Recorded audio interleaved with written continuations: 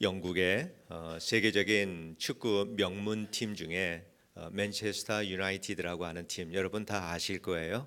거기에는 아주 유명한 우리 한국 선수가 있었죠. 박지성 선수. 저도 박지성 선수 축구를 좋아해서가 아니라 참 사람이 참 좋아요. 보면은 참 겸손한 것 같고 참 좋습니다. 박지성 선수가 그 팀으로 옮겨갔을 때 사람들은 어떻게 이러한 그 세계적인 팀에서 버틸 수 있을까, 주전 경쟁에서 견딜 수 있을까, 사람들은 많은 의구심을 가졌습니다. 그런데 7년 동안이나 주전으로서 활약을 했고, 또 지난해 은퇴를 하고 나서도 지지난해인가요 벌써 은퇴하고 나서도 지금은 맨체스터 유나이티드의 홍보대사로서 활약을 하고 있습니다. 박지성 선수가 뛰어난 그 이유가 어디에 있을까? 저는 그것을 그의 성실함과 기본기에 있다라고 생각을 합니다. 박지성 선수 별명이 있죠. 두 개의 심장을 단 사람, 지칠 줄 모르고 뜁니다. 선수들 가운데서도 가장 많이 그라운드를 누비는 사람이 박지성 선수입니다. 그런데 체력이 건강하다고 그렇게 뛸 수 있을까? 꼭 그거는 아닌 것 같아요. 그리고 그렇게 뛴다라고 해서 다 좋은 거냐? 또 그것도 아니잖아요. 튼튼한 기본기를 다 가지고 있고, 또 감독의 감독의 전략에 따라서 잘 따라서 움직일 수 있고, 필요한 만큼 달릴 수 있는 체력을 가지고 있고, 이렇게 튼튼한 기본기 바탕으로 실력과 성실함을 가지고 있기 때문에 박지성 선수가 그렇게 유명한 선수가 되지 않았을까 이렇게 생각이 듭니다. 참 중요한 요건들입니다. 요즘에 저희 집 근처에는 집을 많이 짓습니다. 큰 공장도 부시고 아파트를 짓고 또 사무실 건물들도 부수고 또 콘도도 짓고 집을 굉장히 많이 짓고 있습니다. 근데 집을 이렇게 다 부신 다음에 건축을 하는 것을 보면은 처음에 이제 중장부들이 와가지고 땅을 팝니다. 다 이 부신 건물들을 그 찌꺼기들을 다 내버리고 땅을 부지런히 파요. 그다음에 아무 일도 일어나지를 않아요. 그저 장비들 와갖고 뭔가 부지런히 하는 것 같은데, 그리고 뭘 많이 실어 나가는데 그렇게 뭐가 건물이 올라가고 하는 그런 거는 보이지가 않습니다. 그렇게 여러 날 한 다음에 어느 날 이렇게 조용해져서 이렇게 안을 들여다보니까 아무것도 없어요. 아무것도 없고 바닥에 큰 콘크리트만 아주 이 바닥에 아주 많이 깔아놨다는, 이게 깔은 게 아니죠. 이게 파운데이션을 한 거죠. 그거 하느라고 그렇게 여러 날 동안 회사들이 중장비를 가지고 일을 했던 것입니다. 그러고 나니까 그 다음 때 집을 짓는 데는 집이 그냥 건물들이 쑥쑥 올라갑니다. 그래서 하루 아침에 이게 보면은 저 건물이 올라가고 지붕이 올라가고 창문 달고 잔디 깔고, 그러고 보면은 어느 때 보면은 집에 불이 켜져 있는 거 보니까 벌써 입주자들이 들어가게 된 거예요. 그래서 이 파운데이션을 하는 데까지 참 시간이 많이 걸리고 보이지도 않는 일을 위해서 사람들이 그 많은 비용들을 투자를 합니다. 사람이든 건물이든 어떠한 일이든지 기초를 닦는 일은 참으로 중요한 일이다라고 생각을 합니다.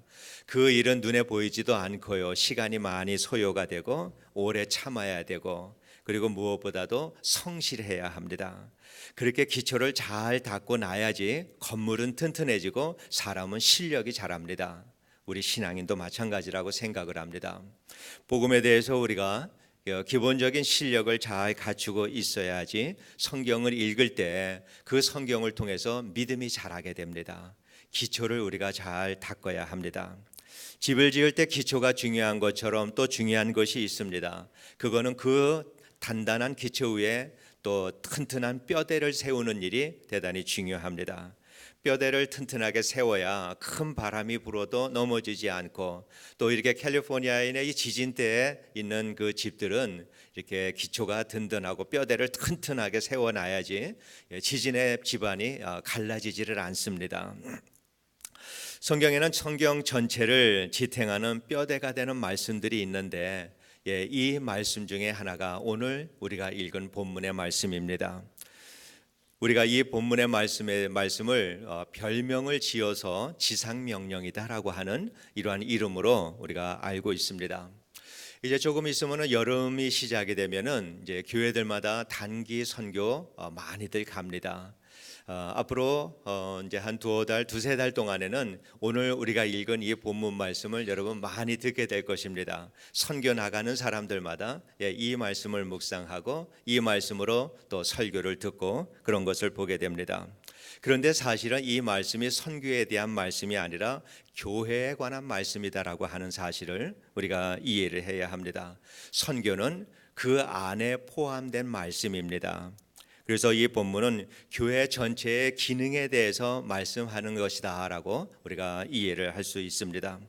이보다 앞서서 우리 주님께서는 마태복음 16장 13절 이하에서 교회에 대해서 말씀을 주셨는데, 그때 주님께서는 제자들을 데리고 빌립보 가이사랴라고 하는 북동쪽에 있는 큰 도시를 찾아가셨습니다. 그것은 오늘날 한국으로 얘기한다면 강남 정도에 해당되지 않을까 하는 생각이 들어요. 거기에는 아주 행정도시고 또 잘 사는 사람들이 많이 있었고, 또 거기에는 우상을 많이 섬기는 그러한 도시였습니다. 또 헐몬산으로부터 내려오는 물줄기 때문에 가뭄이 없는 그러한 지역입니다. 우리 주님께서는 이 촌티가 질질 나는 이 갈릴리 이 촌사람들, 이 제자들을 데리고, 물론 주님도 그 안에 섞여 있으면 누가 누군지 모를 만큼 주님도 마찬가지 촌스러우셨겠죠. 그렇게 이 제자들을 데리고 빌립보 가이사랴로 가셨습니다. 그리고 어느 한가한 곳을 찾아갔던 것 같습니다. 그곳에서 주님께서 제자들에게 질문을 합니다. 얘들아, 사람들이 나를 누구라고 하더냐? 제자들은 사람들에게 들은 대로 주님 앞에 대답을 합니다. 어떤 사람은요 세례 요한이라 그래요. 어떤 사람은 엘리야라고 그럽니다. 또 어떤 사람들은 예레미야나 선지자들 중에 한 사람이라고 그렇게 말하는 사람들도 있습니다. 그러니까 주님께서 제자들에게 다시 질문을 합니다. 그러면 너희는 나를 누구라고 하느냐? 매사에 열정적이고 적극적이고 충동적인 성격을 가지고 있는 베드로가 여전히 또 앞서서 대답을 합니다. 아주 천금 같은 귀한 신앙 고백입니다. 주는 그리스도시요 살아계신 하나님의 아들이시니이다. 이 일로 베드로는 이름을 또 하나 얻었습니다. 이전에는 하나님이 들으신다라고 하는 의미를 가진 시몬이다라고 하는 이름을 가졌는데, 이 고백을 한 후에 주님께서 그에게 새로운 이름을 주셨습니다. 그러면서 반석이라고 하는 이름에 베드로라, 너는 베드로라라고 하는 이름을 주님이 주셨습니다. 주님께서는 그 베드로의 대답을 아주 만족해 하셨습니다. 그래서 베드로에게 베드로야, 네가 옳은 대답을 했다. 내가 이 반석 위에, 곧 내가 말한 올바른 대답 위에, 하나님의 아들이다라고 대답한 그 대답 위에 내가 내 교회를 세우리라, 이렇게 말씀을 하셨습니다.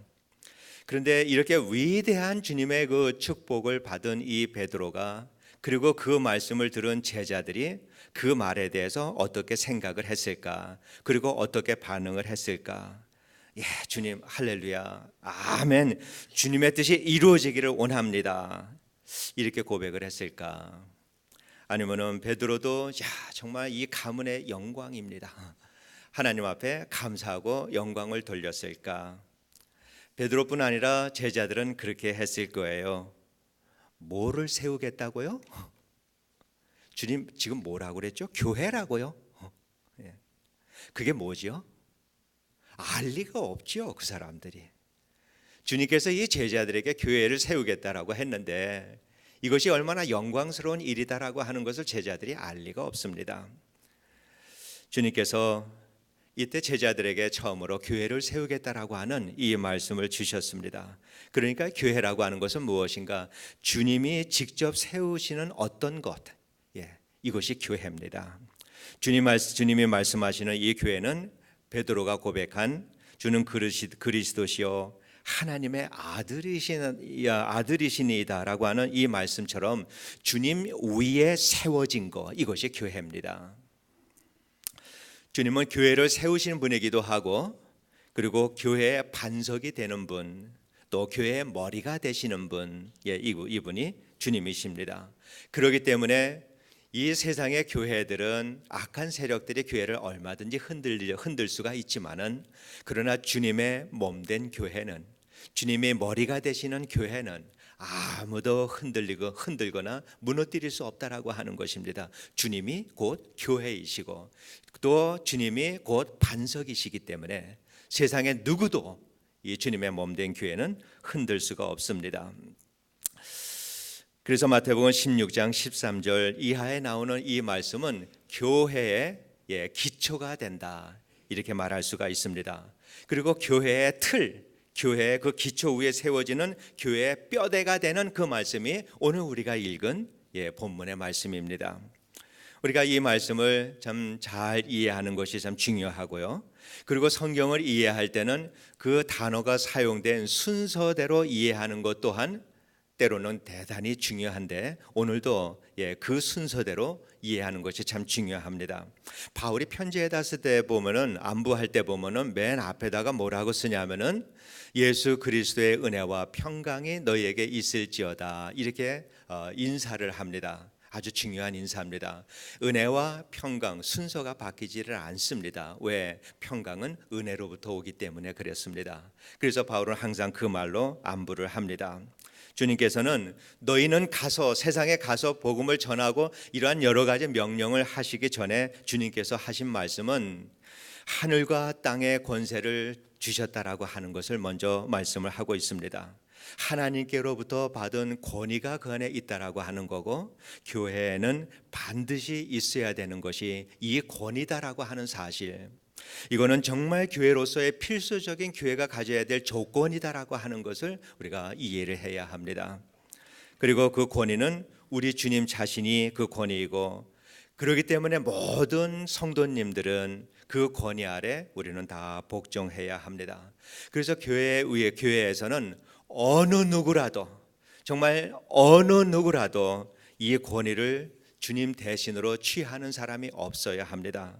이 권위를 사람이 취하면은 그 사람은 주님께서 말씀하시는 절도요 강도라고 말할 수 있는 그러한 사람입니다. 그런데 이 시대에 이 주님의 권위를 자신의 권위로 이용하는 이러한 교회의 지도자들, 아마 여러분 많이 알고 계시리라. 신문지상에 나타나고 있으니까 많이 있습니다. 또한 하나님께서 주신 특별한 은사를 가지고 자기의 권위로 삼는 이러한 사람들도 또한 많이 있습니다. 교회는 이러한 일들을 용납해서는 안 됩니다. 교회는 이러한 일들이 교회를 어지럽히고 주님의 몸된 교회를 상하게 하려고 할 때 우리 성도님들은 이거를 막아서야 합니다. 밖으로부터 오는 영적 도전, 우리 모든 성도님들이 다 막아서야 합니다. 교회 안으로부터 교회가 부패되는 거 막아서야 합니다. 또한 이러한 그 사역자들, 목회자들이 주님의 권위를 스스로 행사하려고 하는, 이런 취하려고 하는 거 여러분들이 다 막아서야 합니다. 그렇게 막아서기 위해서는 우리 성도님들이 실력이 있어야 합니다. 믿음을 가져야 합니다. 그렇기 때문에 말씀과 또 기도의 삶을 우리 성도님들이 부단하게 노력을 해야 합니다.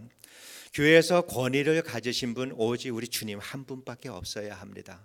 그분만이 교회에서 권위를 가져야 하고, 그래서 교회에서 권위를 갖기 원하는, 교회에서 권위를 가진 성도는 어떠한 성도인가? 주님의 예수 그리스도의 죽음의 십자가에서 연합이 되어서 그의 사랑과 겸손의 삶을 살려고 부단하게 노력하는 이러한 성도님, 그래서 예수를 닮아가기를 노력하는 이러한 삶을 살아가는 그러한 성도만이 교회에서 권위 있는 사람으로 여김을 받아야 합니다. 그런 사람들을 우리 성도님들은 존경해야 합니다. 이어 주님께서는 너희는 가서 모든 민족으로 제자를 삼아 아버지와 아들과 성령의 이름으로 세례를 주고 내가 너희에게 분부한 모든 것을 가르쳐 지키게 하라라고 이렇게 말씀을 주셨는데, 우리 성경의 한국 성경이나 NIV 영어 성경에 보면은 이렇게 명령문이 4개 정도로 나와 있는데, 실제로 헬라 성경에 보면은 하나만 나와 있습니다. 제자 삼아라, 이 하나만이 나와 있습니다. 그리고 주님께서는 이 제자를 삼는 일에 대해서 두 가지 역할을 말씀을 해주셨는데 그거가 침례를 줘라라고 하는 말씀과 가르치라라고 하는 이 말씀입니다. 여기에서 침례를 줘라라고 하는 이 말씀은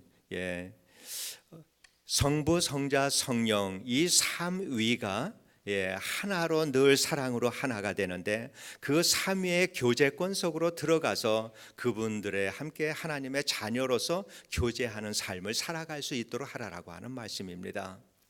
그리고 가르치라라고 하는 것은 이제는 그러한 그 사람 새로운 삶을 이 땅에 살아가면서 참 그리스도인의 삶을 살아가는 것, 실제로 살아가는 삶을 살 수 있도록 가르치라라고 하는 말씀입니다. 그러니까 제자를 삼아라라고 하는 이 말씀의 그 대상은 누구인가? 교회 바깥에 있는 사람들입니다. 아직 하나님을 알지 못하는 이러한 사람들을 두고 말합니다. 교회 밖이라라고 얘기할 때 이 교회, 이 우리 2526 홈스테드 로드에 있는 이 교회 문 밖에 있는 사람들을 얘기하는 것이 아니라 아직 구원의 확신을 갖지 않는 주님의 몸된 교회의 문 밖에 있는 사람들, 이 사람들을 말합니다. 그렇기 때문에 이 교회 안에는 아직 구원의 확신을 갖지 않는 성도님들 얼마든지 교회들마다 없는 교회는 없을 것입니다. 다 그러한 교회가 있습니다. 이러한 분들이 우리 하나님 안에서 주님 안에서 교제를 하게 되고 하나님 백성으로 살아갈 수 있도록 그분들이나 교회 또 이 교회에 나오지 않는 세상 하나님을 알지 못하는 세상에 있는 사람들에게 가서 복음을 전하라고 하는 것, 이것이 제자의 사명입니다. 그래서 그리스도인이 세상에 나가라, 너희는 가서 복음을 전하라고 할 때 이 복음은 명령문으로 어딘가를 가야 된다라고 하는 것이 아니라 사실은 이것은 불필요한 명령이다, 이렇게 우리가 이해할 수 있습니다. 왜냐하면은 우리가 살아가는 그 속에서 이 사명을 감당하고 살아라고 하는 말씀입니다. 내가 복음을 전하고 이러한 제자를 삼는 이 사명을 감당할 곳은 어디를 가서 감당하는 것이 아니라 내 오늘 주어진 환경이 하나님께서 내게 허락하신 환경이고 그 환경 속에서 제자를 삼는 이 사명을 감당하라고 하는 일이기 때문에 세상으로 가라라고 하는 이 명령은 불필요한 명령입니다. 우리는 이미 보냄받은 사람들이기 때문입니다. 지상명령, 그래서 이 지상명령 어디로 가라라고 하는 이 말씀, 우리는 매일매일의 삶 속에서 우리가 감당해야 될 우리들의 일입니다. 그렇다고 우리가 외국에 나가서 해외 선교하는 것은 중요하지 않은가? 아닙니다. 그거는 절대 아닙니다. 우리 주님께서는 어떤 사람들의 마음을 특별하게 감동시켜 주십니다. 그래서 많은 사람들이 내가 살아가 있는 이 여기 내 환경을 복음을 전하는 환경으로 알지만은 또 어떤 사람에게는 알지 못하는 먼 나라에 있는 사람을 마음에 품게 하셔서 그들에게 복음을 전하는 마음을 또한 주십니다. 그래서 그분들은 그러한 마음을 가지고 그 선교지에 여러 나라에 다니면서 복음을 전하고 있습니다. 이걸 우리는 선교라고 그렇게 말을 합니다. 선교나 전도나 다 똑같이 믿지 않는 사람들을 제자 삼는 것, 이것은 다 똑같은 일입니다. 그러나 동질 문화권 속에서 복음을 전하는 것을 우리는 전도라고 얘기하고 타 문화권에서 복음을 전하는 것을 선교라고 얘기하는 이것을 구분할 뿐이지 우리는 똑같이 복음을 전해서 하나님을 알지 못하는 사람들에게 복음을 전해서 하나님의 사람 되게 하는 것, 이것은 전도나 선교나 같은 사명을 가지고 있습니다. 교회는 이 두 가지의 균형을 잘 가지고 있어야 합니다. 그래서 내가 선교지에 가지 않는다 하더라도 우리는 기도할 책임이 있습니다. 교회는 이 가까이서는 전도하고 멀리 있는 사람들을 선교하고 그렇게 하면서 교회가 건강해집니다. 그래서 멀리 있는 분들을 위해서 우리는 기도로 후원하고 또 재정으로도 후원하고 또 선교지에 있는 선교사들을 위해서 기도할 뿐만 아니라 그들이 섬기고 복음을 전하는 그 사람들을 위해서 선교사들의 마음을 감동시켜서 여기서 뽑아서 그 먼 곳까지 보내주셨는데 그 백성들, 우리는 그 백성들을 위해서 많은 기도를 우리가 해야 합니다. 우리 교회 안에도 선교위원회가 있습니다. 그런데 이러한 일들은 선교위원회가 하는 일은 아닙니다. 선교위원회가 하는 일들은 우리들의 선교에 관한 우리 이 선교에 대한 우리들의 열정, 우리들의 기도, 우리들의 후원, 이거를 대신해 주는 게 선교위원회가 되어야 합니다. 그래서 우리는 선교에 모두가 다 참여를 해야 합니다. 가르친다라고 하는 이 말씀을 조금 더 말씀을 드린다면은 무엇을 가르치는가? 당연히 하나님의 말씀입니다. 그런데 주님께서 말씀하시는 이 가르치라라고 하는 그 말씀은 교실에서 이루어지는 게 아니라 성경대로 실천하면서 행동하며 사는 것을 말합니다. 그러니까 사람들에게, 우리는 그들에게, 자, 내가 사는 것을 봐라, 내가 말하는 것을 들어봐라, 내가 순종하는 것을 봐라, 이거를 내 삶을 통해서 보여줄 수 있는 것, 이것으로 가르치라라고 하는 것입니다. 주님께서 그것을, 주님이 우리를 가르치신 것도 그렇게 가르쳐 주셨습니다. 우리는 주님이 무슨 말을 하셨는지 성경에 대해서 잘 모르시는 분들은 그 어떤 말을 하셨는지 잘 모르실 거예요. 그러나 예수 그리스도, 십자가에 달린 예수 그리스도는 여러분 다 아십니다. 주님이 당하신 고난도 다 아십니다. 이 모든 것들을 통해서 우리는 주님이 우리에게 보여주신 것을 통해서 배운 사람들입니다. 주님이 가르치라라고 하는 것은 그런 것입니다. 교실에서 가르치라고 하는 것이 아니라 내 삶을 통해서 보여주라라고 하는 것입니다. 그래서 다른 사람들이, 하나님을 알지 못하는 사람들이 어떻게 하나님을 믿고 하나님의 어떤 분이신가라고 하는 것을 우리들이 보여주라라고 하는 것입니다. 이게 주님이 말씀하시는 가르치는 것입니다. 그러니까 우리 곁에는 하나님을 알지 못하는 사람들이 항상 있어야 합니다. 보여줄 사람이 있어야죠. 그래서 그 사람들에게 우리는 우리의 믿음의 삶을 보여주어야 합니다. 또 그러한 사람들이 내 곁에 와서 머물러 있는 것을 우리는, 그 사람들은 편안해해야 합니다. 내가 그 사람들을 불편하게 한다면 누가 오겠어요?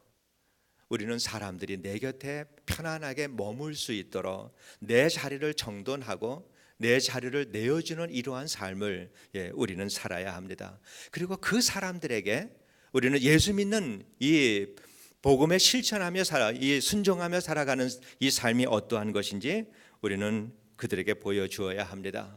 우리가 성경 지식을 가르쳐 준다, 이것이 주님이 말씀하시는 것은 아닙니다.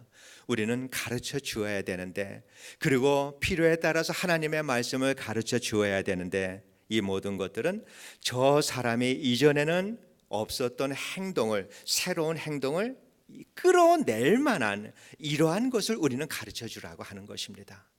이게 예수 믿는 사람이 가르쳐져야 되는 그러한 일입니다. 그러기 위해서는 우리가 믿는 사람의 본을 보여야죠. 사람들에게 이게 예수 믿는 거다, 그리고 이것이 예수 믿는 사람이 받는 축복이다라고 하는 것을 우리가 보여줘야지 그 사람들이 보고 배우게 되는 거죠. 이러한 삶 참 쉽지 않은 삶입니다. 특별히 우리 가까이 있는 사람들에게 이러한 삶을 보여주고 증거하며 산다라고 하는 거 너무나도 어렵습니다. 그러나 우리는 노력을 해야 합니다. 그리고 그것을 내가 해야 된다라고 하는 사실을 우리는 알아야 합니다. 그리고 그렇게 살지 못하는 것을 마음 아파해야 합니다. 그리고 주님 앞에 나가서 죄송하게 우리는 여기면서 회개해야 될 줄로 믿습니다. 하나님의 말씀을 안다는 거, 그것은 지식 이상이다라고 하는 거 우리가 이해를 해야 합니다. 예수님이 하나님의 아들이다라고 하는 거 귀신도 알았습니다. 그분이 하시는 말씀이 진리의 말씀이라고 하는 거 귀신도 알고 있었습니다. 그리스도인에게 언제나 문제가 되는 것은 그 말씀대로 살아가는 행동이 언제나 문제가 됐습니다. 그렇게 살지 못하기 때문입니다. 제자를 삼는다라고 하는 이 말씀은 당연히 말씀에 순종하는 실천이다라고 하는 사실 우리가 기억을 해야 합니다. 그렇기 때문에 행동하지 않는 신앙인은 신앙인이 아니다, 우리가 그렇게 여길 수 있게 되기를 원합니다. 마지막으로 주님께서는 내가 너희와 항상 함께 있으리라, 이렇게 약속을 하셨습니다. 우리가 침례를 받던, 세례를 받던, 가르치는 모든 일들 다 성령의 역사입니다. 우리는 사람들의 마음을 절대 바꿀 수가 없습니다. 이거는 우리의 능력으로 하는 일이 아닙니다. 성령이 역사를 해야 내가 전하는 복음을 상대방이 들을 수가 있고, 내 삶을 통해서 성령의 역사를 해야 그 사람들의 마음을 변화시킬 수가 있습니다. 내가 성령이 내 안에서 역사를 해야 우리는 모든 민족에게 나아갈 수가 있고, 또 성령이 내 안에 역사할 때 다른 사람들이 복음을 전할 때 나를 욕한다 하더라도, 또 저주의 말을 한다 하더라도 우리는 돌아서서 그를 위하여서 간절한 마음으로 기도할 수 있게 되는 것입니다. 왜? 지금 저 영혼이 내게 이렇게 반응을 한다 하더라도 성령께서는 그 영혼 속에 남아서 그의 영혼을 계속 변화시켜 주실 것을 내가 신뢰하기 때문에 우리는 그 소리를 들으면서도 돌아서서 그 영혼을 축복하고 기도할 수 있게 되는 것입니다. 우리 주님께서는 항상 영원토록 우리와 함께 하시겠다라고 약속을 해 주셨습니다. 그렇기 때문에 우리는 복음을 전할 수 있습니다. 그렇기 때문에 오늘 우리는 복음적인 삶을 살아갈 수 있습니다. 우리의 능력과 의지로 못합니다. 그분이 나와 영원토록 함께 하시겠다라고 하는 그 약속이 있기 때문에 우리는 그것 붙들고 우리는 오늘도 그리스도인의 삶을 살려고 노력할 수가 있는 것입니다. 이제 5월이 가정의 달이고 교육의 달인데 오늘로서 5주째 마지막 주일을 맞이하고 있습니다.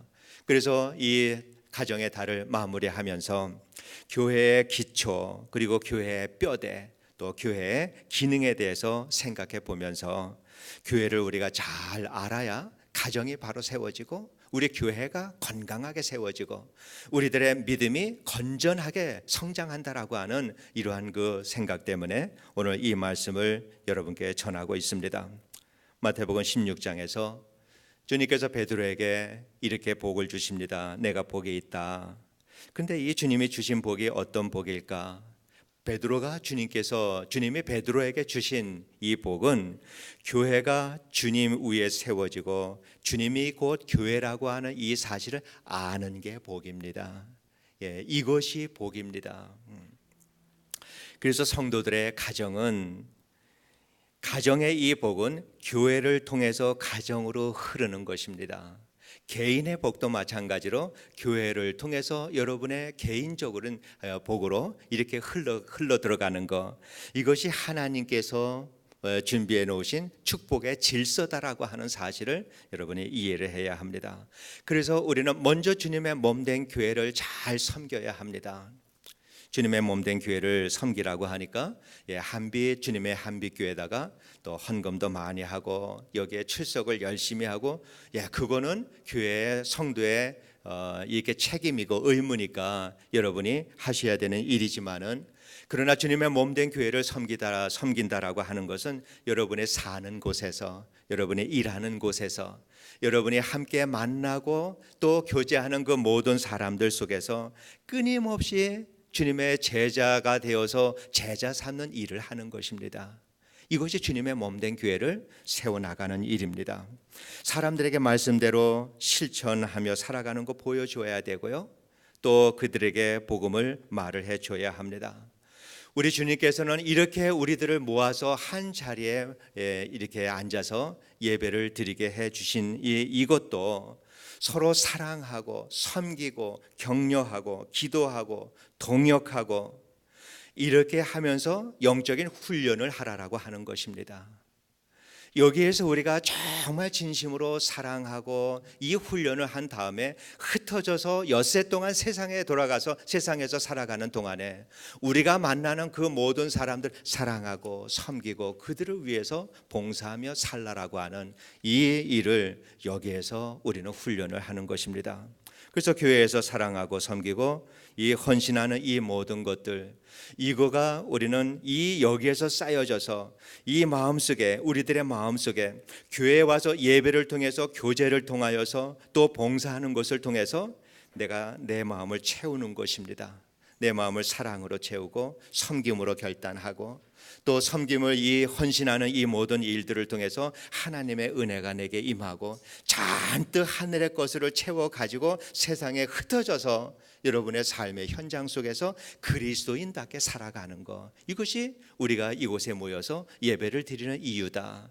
그렇기 때문에 교회에서는 우리의 영적인 것에 소진되지 않도록 우리는 주의를 해야 합니다. 우리가 교회에서 어떤 일을 가지고 서로 갈등하고 힘들어하고 분열되고 이러한 일들이 교회에서 있게 되면 나가 싸울 힘은 교회에서 다 잃어버리고 맙니다. 여러분, 교회에 오시면은 채워 가지고 가야 합니다. 사랑으로 채워야 되고요, 은혜로 채워야 되고요, 내가 새로운 삶을 살아보겠다라고 하는 이러한 결단하는 이 마음을 가지고 힘을 얻어서 세상에 나가서 그렇게 살아도 힘든 것이 세상을 이길 만한 힘입니다. 이 세상을 이길 만한 그러한 연약한 우리들의 믿음입니다. 우리가 서로 격려하고 또 서로 배려하고 사랑하면서 우리들의 힘이 교회에서 소진되지 않도록, 교회에서는 우리가 힘을 얻을 수 있도록 우리가 서로 진심으로 사랑할 수 있게 되기를 진심으로 원합니다. 우리는 하나님을 아는 것과 믿는 것과 말씀대로 순종하는 것에 대해서 불균형을 이루고 있는 사람들입니다. 우리가 나는 하나님의 말씀을 잘 모릅니다 라고 하시는 분들도 하나님의 말씀 많이 아는 분들입니다. 여러분, 선교지에 나가시면은요, 대부분 여기 앉아 계시는 분들 어찌면은 아마 절반 정도 이상이 선교지에 계시는 목사님들을 가르칠 수 있는 분들입니다. 그리고 많은 분들이 그분들을 다른 분들을 다 가르칠 수 있는 분들입니다. 우리는 교육을 많이 받은 사람들이에요. 하나님의 말씀을 이만큼 하나님에 대한 지식을 가지고 있습니다. 그런데 여기에 대해서는 얼만큼 믿는가 쏙 줄어들어요. 그런데 이만큼에 대해서 우리는 얼마나 믿음의 실천을 하며 살아가고 있는가, 이건 또 확 줄어들어요. 우리들이 이렇게 하나님의 말씀을 아는 지식과 믿음과 실천에 대한 불균형 속에서 우리가 살아가고 있습니다. 이거를 균형을 맞추며 살아가는 것이 우리 제자를 삼아서 제자가 되어서 제자를 삼는 우리 그리스도인들의 삶이 되어야 할 줄로 믿습니다. 여러분, 날마다 우리가 살아가는 이 평범한 우리 생활 속에서 주님은 약속을 하셨습니다. 내가 너와 항상 함께 하리라. 주님이 약속하셨습니다. 그 주님이 우리 곁에 계시기 때문에 우리는 이 어두운 세상, 악한 세대 이 속에서 살지만은 우리가 있는 바로 그 삶의 환경을 통해서, 그 처소를 통해서 최소한 우리가 있는 곳에서는 예수 그리스도를 믿는 사람의 진리의 빛이 나야 합니다. 그렇게 해가면서 나를 통하여서 이 진리의 빛이 조금씩 확장되는 역사가 우리 안에 일어나야 될 줄로 믿습니다. 돌아오는 한 주일 동안 이 놀라운 이 주님의 동행하심으로 생기는 이 진리의 빛을 밝히는 이러한 성도들의 삶이 우리 모두의, 여러분들의 삶의 현장 속에서 날마다 경험되기를 주님의 이름으로 축원드립니다. 기도하겠습니다. 은혜로우신 아버지 하나님, 감사와 영광을 돌립니다. 하나님, 세상에 가서 제자를 삼으라라고 우리를 세상에 보내주셨는데, 그러나 우리는 외치지도 못하고 보여주지도 못하는 이러한 삶을 살 때가 얼마나 많은지 모릅니다. 하나님, 우리를 붙들어 주시옵소서. 우리들의 입이 열리게 하여 주시옵소서. 우리들의 마음이 넓어지게 하여 주시옵소서. 그래서 좋은 제자가 되고 제자를 삼는 이 사명을 잘 감당할 수 있도록 주님께서 우리를 도와주셔서 그 일들을 감당하면서 우리는 하나님을 마음껏 즐기며 은혜에 충만한 삶을 살아갈 수 있도록 도와주시옵소서. 예수님 이름으로 기도드리옵나이다. 아멘. 오늘 우리가